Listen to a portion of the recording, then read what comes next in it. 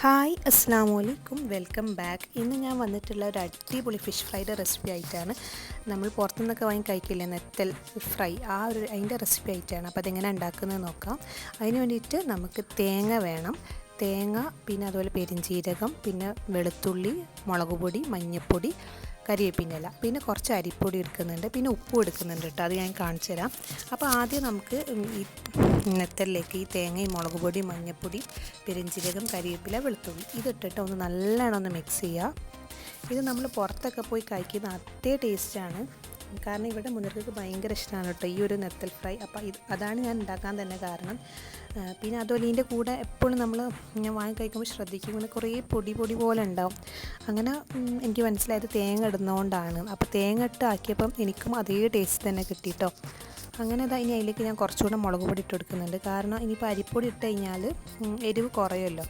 ഇതിന് നല്ല എരിവ് വേണം, എന്നാലേ നല്ല ടേസ്റ്റ് ഉണ്ടാവുള്ളൂ. അപ്പം കുറച്ചുകൂടെ മുളക് പൊടി ഇട്ടിട്ട് ഒന്ന് മിക്സ് ചെയ്യുന്നുണ്ട്. പിന്നെ ഈ മസാല തേച്ചിട്ട് കുറച്ച് ടൈം വെച്ചാൽ നല്ലതാണ്. ഇനി ഇതിലേക്ക് നമുക്ക് അരിപ്പൊടി ഇട്ട് കൊടുക്കാം കേട്ടോ. ഇനി അരിപ്പൊടി ഇട്ടെടുത്ത് കഴിഞ്ഞതിന് ശേഷം കുറച്ച് വിനാഗിരി കൂടി ചേർത്ത് കൊടുക്കുക. ഇനി ആവശ്യത്തിനുള്ള ഉപ്പ് തേച്ച് കൊടുത്തതിന് ശേഷം ഇതൊന്ന് റെസ്റ്റ് ചെയ്യാൻ വെക്കുക. ഏകദേശം ഒരു മണിക്കൂർ വെച്ചാൽ നല്ലതാണ്. നല്ലോണം ആ മസാലയൊക്കെ പിടിച്ച് നല്ല സെറ്റായി കിട്ടും. ഇനിയിപ്പോൾ ഇത് തിളച്ച എണ്ണയിലിട്ട് പൊരിച്ചെടുക്കുക.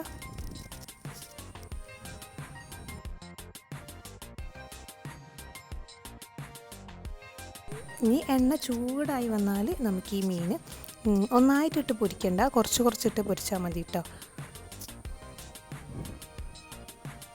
അങ്ങനെ ഞാൻ മീൻ പൊരിച്ചെടുക്കുകയാണ് കേട്ടോ.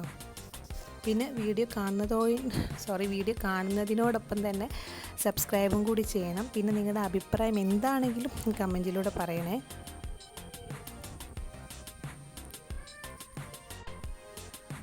അങ്ങനെ ഇത് ഇടയ്ക്കൊന്ന് ഇളക്കി കൊടുക്കണം. കാരണം തേങ്ങ ഇട്ടതിനോണ്ടും പിന്നെ അരിപ്പൊടി ഇട്ടെടുത്തതിനോണ്ടും ഇതിങ്ങനെ ഒട്ടിപ്പിടിക്കും. അങ്ങനെ ഞാൻ ഇത് ഇടയ്ക്കിങ്ങനെ ഇളക്കി കൊടുക്കുന്നുണ്ട് കേട്ടോ.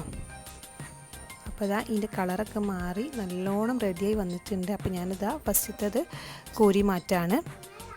ഇനി ബാക്കിയുള്ളതും കൊണ്ട് പൊരിച്ചെടുക്കട്ടെ കേട്ടോ.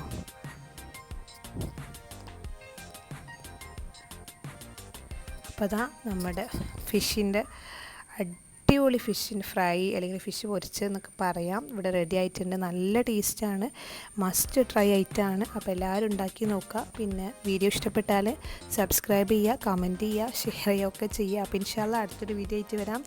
അതുവരേക്കും ബായ്.